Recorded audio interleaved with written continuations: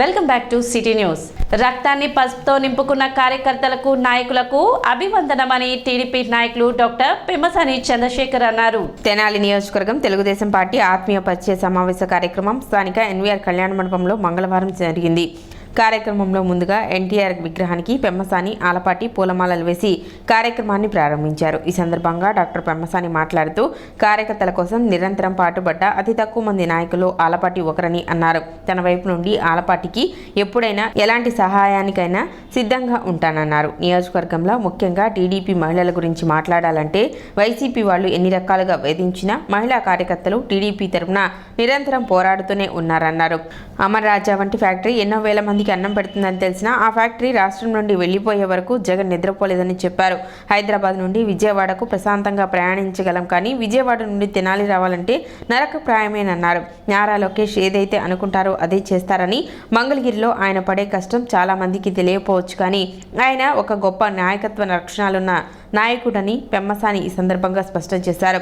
TDP కష్టకాలంలో ఉన్న సమయంలో పవన్ కళ్యాణ్ రోడ్డుపైకి వచ్చి చేయందించిన విధానం ఎన్నడూ మర్చిపోలేనిదని, అది గుర్తుంచుకొని కార్యకర్తలందరూ ఏ ఒక్క ఓటు కూడా మిస్ అవ్వకుండా 100% ఓట్లు పడేలా పనిచేయాలని కోరారు. తాను ఏదైనా ఒక కార్యక్రమాన్ని మొదలు పెడితే పూర్తి చేయకుండా వదిలిపెట్టడం తనకు తెలియదని ఒక ప్రశ్నకు సమాధానంగా చెప్పారు. నేను చాలా ఏరియాలో చూస్తూ ఉంటాను సామాజిక సమీకరణలు ఇవన్నీ ఎలా ఉంటాయనేది.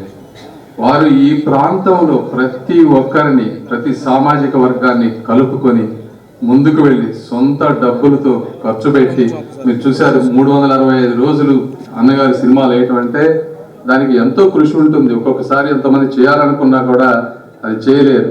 సినిమాలు వేయటమే కాదు, ప్రతి నెల పెద్దవాళ్ళని తీసుకురావటం, వాళ్ళకి సన్మానాలు చేయటం, ఇలా ఎన్నో కార్యక్రమాలు చేస్తూ తెలుగుదేశం పార్టీని నిరంతరం ప్రజలకు దగ్గర చేస్తూ వారు వన్ సైడ్ ఉండేలాగా తెనాలి నియోజకవర్గాన్ని తీర్చినటువంటి గొప్ప బలమైన నాయకులు మన రాజా గారు.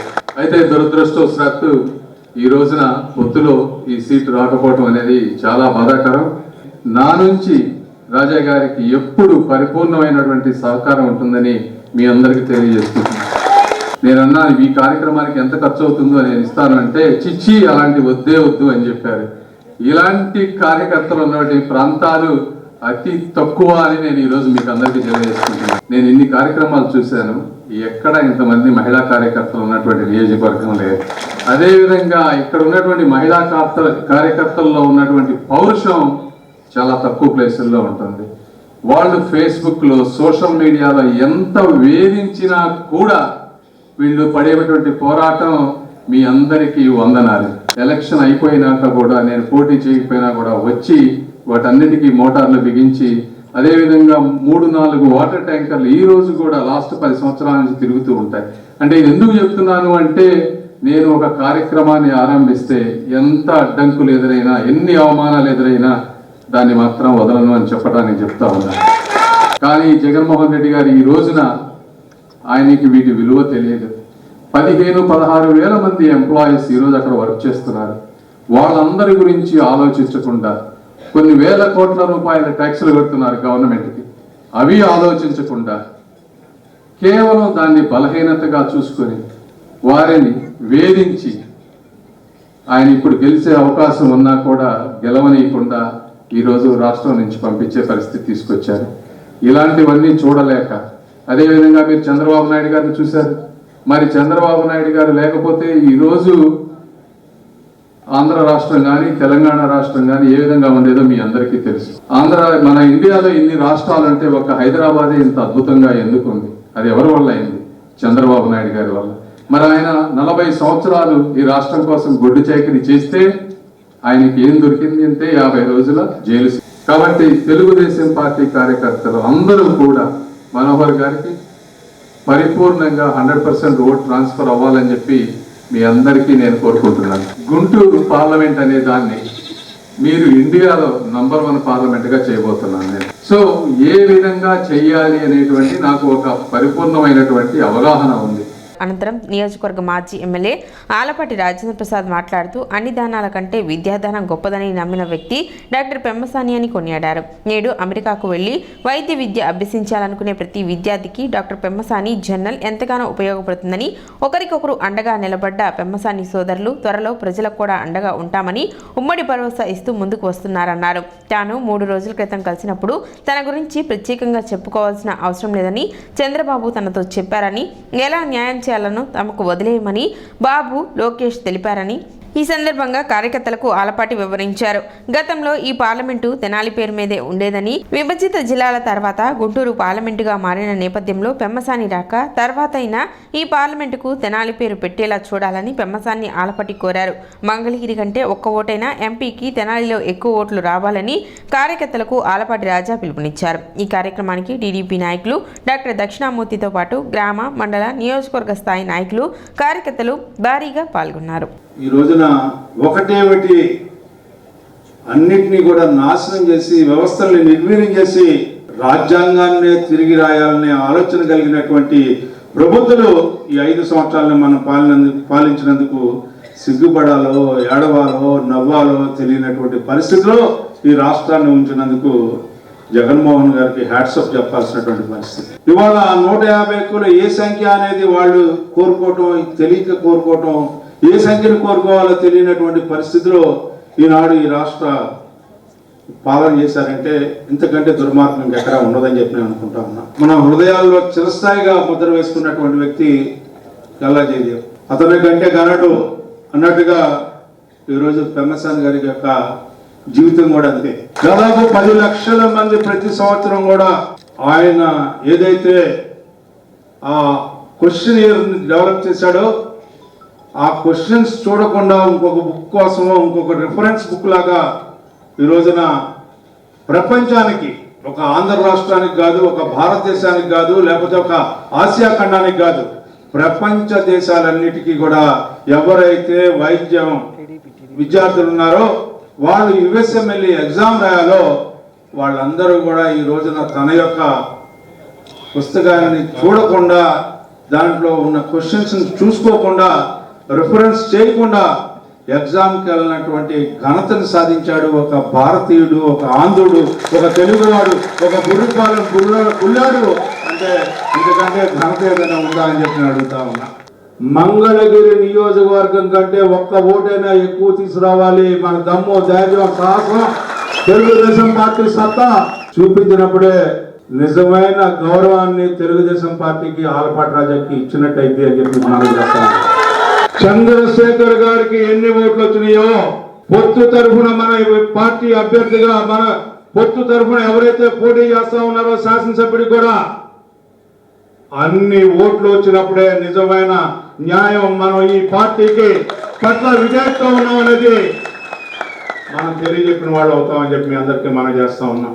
మీరు ఎప్పుడు రమ్మంటే అప్పుడు వస్తా. మీ సమస్య ఎప్పుడున్నా నాకు తెలియకుండా మీకు ఏదైనా సమస్య వస్తే ఆ సమస్య పరిష్కరించకుండా ఉంటే ఆ సమస్య పరిష్కరించడానికి ఆలపాటి రాజా ఆ ఇంట్లో ఉంటాడని చెప్పి మీ అందరికీ ఈ యొక్క రాష్ట్రానికి రాజధాని పోతే 53 రోజుల పైన టెంట్లు తగలబెట్టించుకునేదాకా పోరాటం చేసినటువంటి నాయకత్వం ఇక్కడ ఉన్న నాయకత్వం. 35,000 మంది తీసుకెళ్ళాం. 80,000 కుటుంబాలు ఉంటాయి. ఇంకా మనం మధ్య మధ్యలో ఆ అవాంతరం ఈ అవాంతరం అని చెప్పి నాకు ఏదో మాయమాటలు చెప్తూ ఉంటారు. మీరు ఇంకా 35,000 మంది దగ్గర తీసుకెళ్ళాలి. ఇది 55 రోజుల్లో జరగాలి. ఉమ్మడి మేనిఫెస్టోని తీసుకెళ్ళాలి. మనం సాధికారిక సభ్యులు వేయాలి. ఇంకొక 1900 మంది వేయాలి.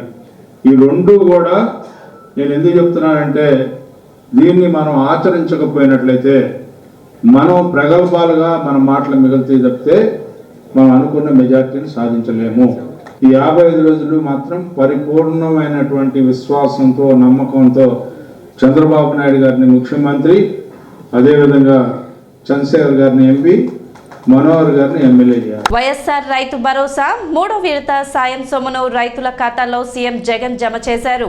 2021-22 రబీ ఖరీఫ్ సీజన్లలో రుణాలు తీసుకొని సకాలంలో చెల్లించిన రైతులకు వడ్డీ సొమ్మును విడుదల చేశారు. రైతు బాగుంటేనే రాష్ట్రం బాగుంటుందని ముఖ్యమంత్రి వైఎస్ జగన్మోహన్ రెడ్డి అన్నారు.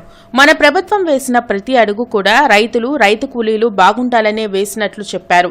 రైతు భరోసా 3వ విడత పెట్టుబడి సాయం నిధులను జమ చేయడంతో పాటు రుణాలు తీసుకొని సకాలంలో చెల్లించని రైతులకు వడ్డీ సొమ్మును తాడేపల్లిలోని క్యాంప్ కార్యాలయం నుంచి విడుదల చేశారు. వర్చువల్ గా నిర్వహించిన కార్యక్రమంలో వివిధ జిల్లాల నుంచి అధికారులు, ప్రజాప్రతినిధులు పాల్గొన్నారు. 19 లక్షల మంది రైతులకు 9 గంటల పాటు నాణ్యమైన కరెంటును ఇస్తున్నట్లు సీఎం చెప్పారు. రైతుల తరపున ఉచిత పంటల బీమాకు ప్రీమియం కడుతున్న ఏకైక రాష్ట్రం మనదే అని పేర్కొన్నారు.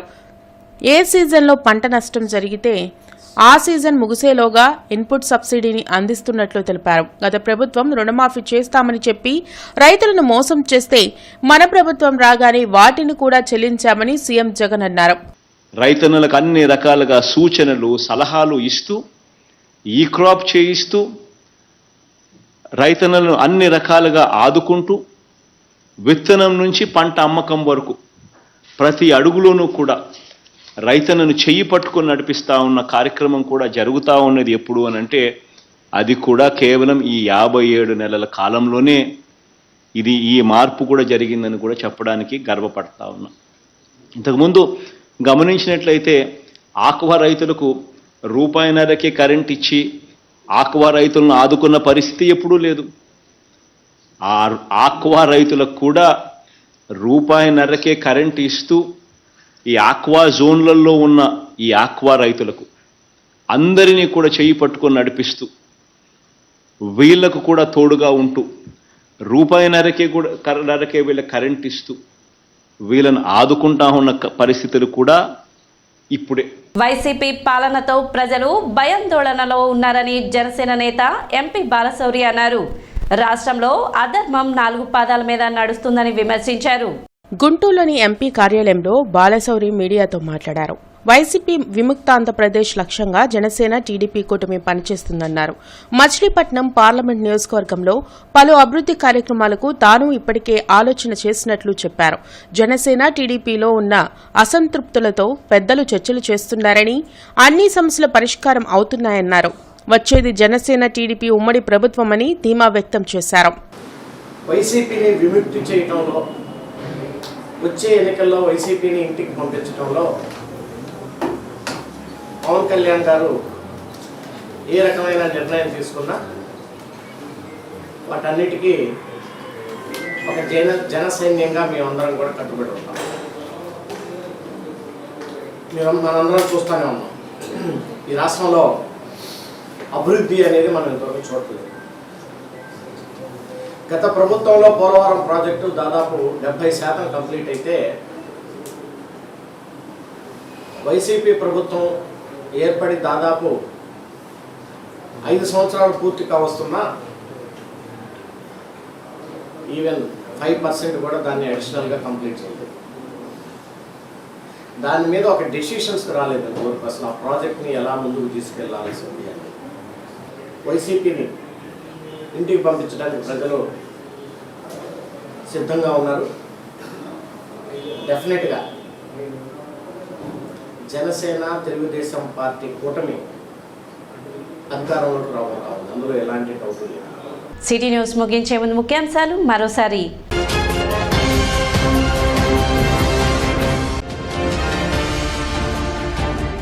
దుగ్గిరాల కోల్డ్ స్టోరేజ్ అగ్ని ప్రమాద ఘటనపై న్యాయం చేయాలని కోరుతూ మార్చి 3వ తేదీ నుండి రిలే దీక్షలు చేపట్టనున్న పసుపు రైతులు.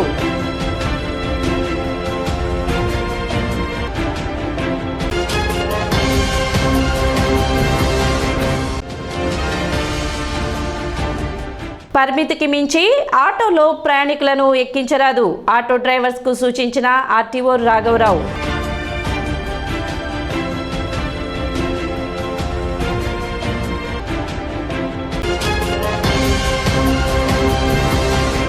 సిటీ న్యూస్ ఇంతటితో సమాప్తం. నమస్కారం.